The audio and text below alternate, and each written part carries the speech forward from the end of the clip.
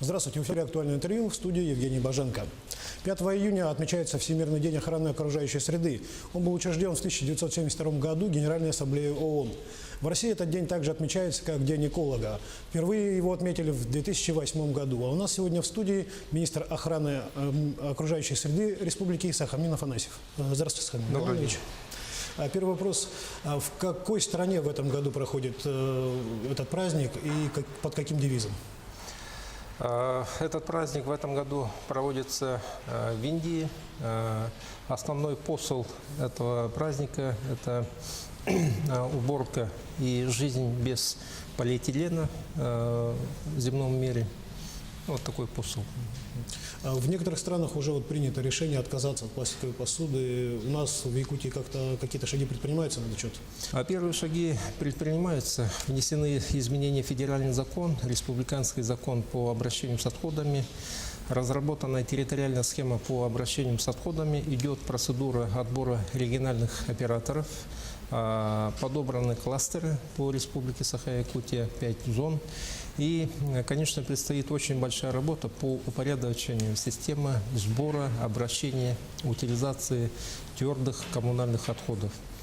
Проблема не только по пластику, большая проблема по коммунальным отходам, по отходам промышленности, по отходам быта. И оператору новой системе, которая придет на эту нишу, предстоит большая работа по сбору, утилизации тех отходов, которые образуются в республике Саха-Якутия. Как-то законодательно можно обязать, допустим, людей не использовать пластиковую посуду, кафе, рестораны? Взять из оборота пластик будет очень трудно. К этому надо переходить очень осторожно и аккуратно, потому что пластик вошел в обиход потребления человека и повсеместно используется. Но надо прививать культуру обращения с пластиком, с полиэтиленом. То есть после обращения, употребления, конечно, надо сдавать на переработку, соответствующую утилизацию. Вот эта работа по плечу, эту работу надо продолжить. И, конечно, надо ограничивать сброс, выброс пластика в окружающую среду. А когда появятся у нас такие разные контейнеры для мусора, сортировка, да, допустим, в европейских странах уже, даже в некоторых российских городах это появилось, в один мусорный контейнер отходы продуктов, в другой пластик. Вот у нас в Якутске это когда появится? Да, стекло отдельно. Эта концепция заложена в территориальную схему обращения с отходами. И с приходом оператора в больших городах мы должны перейти к раздельному сбору отходов. Стекло отдельно, пластик отдельно, бумага отдельно, биологические отходы отдельно. Ну, то есть пока конкретной даты, когда это все будет, еще не известно? 2018 год – это основной год начала реализации реформ, которые должны последовать в сфере обращения с отходами. А мусороперерабатывающий завод в Якутске, об этом много говорили, известно уже когда-нибудь? Это очень серьезная проблема. Опять же, все упирается в финансирование, но переработка в городе Якутске должна появиться. И будем надеяться, что с началом работы регионального оператора перерабатывающий комплекс в городе Якутске заработает. А какую-то разъяснительную работу, то есть, насколько я понял, люди должны к этому прийти самостоятельно, да, чтобы отказаться от пластика. Какую-то разъяснительную работу власти намерены проводить как-то? Речь не только о пластике, а о всех загрязняющих веществах, которые поступают после жизнедеятельности человека в окружающую среду. Это и опасные отходы, батарейки, ртутные лампы, металлолом, бумага, стеклотары и так далее. Чтобы воспитать ответственное отношение, ответственное природопользование, мы должны с самых низов, с детского сада, со школы воспитывать и закладывать в человеке ответственное природопользование. То есть человек с измальства должен понимать, что тот мусор, который образуется после него, после потребления, не должен выкидываться в лесу, в самовольных свалках. Должна работать система. Это комплексная задача. Должна работать система по сбору, утилизацию, вывозу этих отходов. Ну и не только закапываться, захораниваться, да, как довелось до этого момента, а именно мы должны перейти на новый уровень. Это переработка разделения и получения новых свойств от твердых бытовых отходов, коммунальных отходов не просто захоранивать. День эколога в России отмечается 10-й год. Тем не менее, экологическое движение в Якутии насчитывает уже где-то порядка 20-летнюю историю, оно имеет, да? А за эти годы как-то изменилось самосознание жителей республики? Самосознание якутян изменяется. Те ростки, тот фундамент, который закладывался еще 20 лет назад, именно по экологическому просвещению и образованию граждан, дает свои всходы. Жители становятся более ответственными в отношении природопользования. И это отмечается во всех сферах экологии. Это и лесной фонд, это и животный мир, это и промышленная экология. Очень изменилось требование общественности к негативному воздействию на окружающую среду. Это в отношении недропользователей, может быть, природопользователей, хозяйствующих субъектов. В обществе есть нетерпимое отношение, небрежным фактом отношения к живой природе.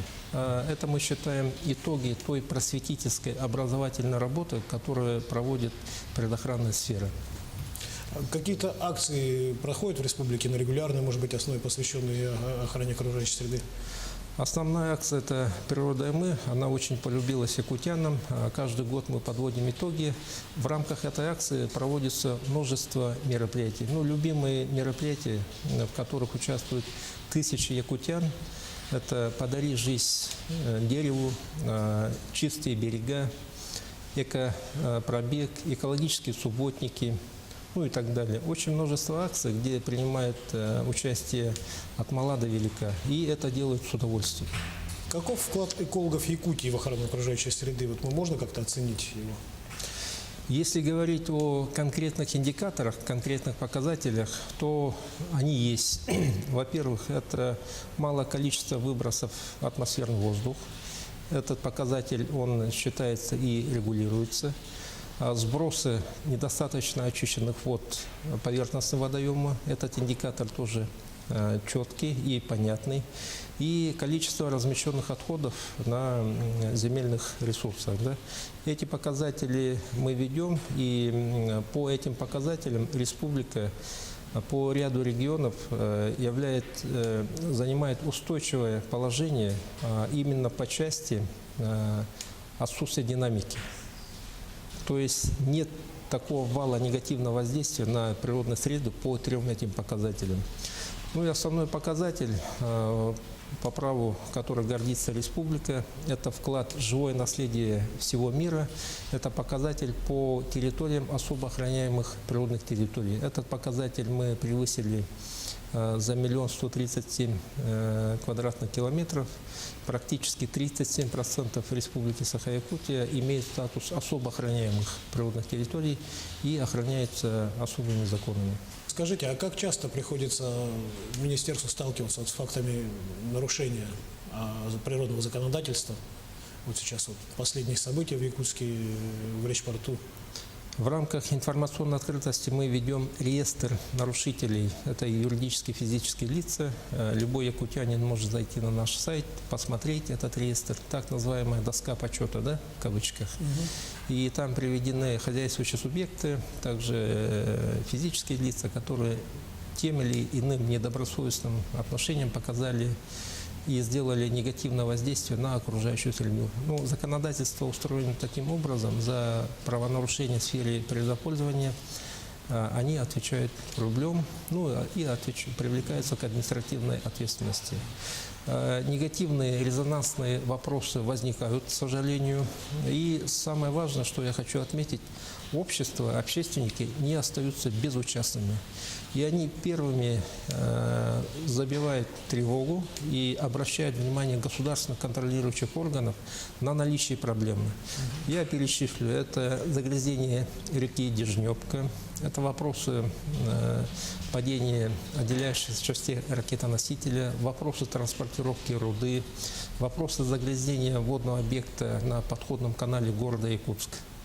они не находятся вне зрения общественности, и общественники нам помогают и являются первичными помощниками в решении этих проблем.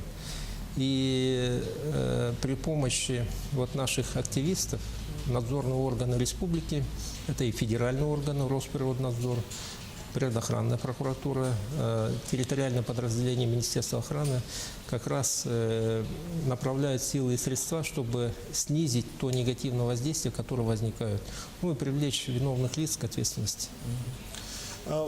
Скажите, вот тоже вопрос такой на злобу дня по поводу воды. Вот сейчас людям приходится покупать питьевую воду в магазинах, ставить фильтры. Что нужно сделать, чтобы вода из-под крана была безопасной? Вопрос питьевого водоснабжения столицы города Якутска, ну и других населенных пунктов является актуальнейшим вопросом. И этот вопрос волнует всех якутян. А то, что касается города Якутска, я считаю, после ввода в эксплуатацию нового водозабора ситуация должна улучшиться. И горожане начнут потреблять чистую питьевую воду. Ну и очень коротко ваши пожелания якутянам в День эколога. В День эколога я хочу пожелать всем якутянам синего неба, зеленых просторов, ну и бережно относиться к хрупкой якутской природе. А я напомню, что у нас в студии был Сахамин Афанасьев, министр охраны природы Республики Саха-Якутия. Это было актуальное интервью. Оставайтесь с нами на Якутия-24.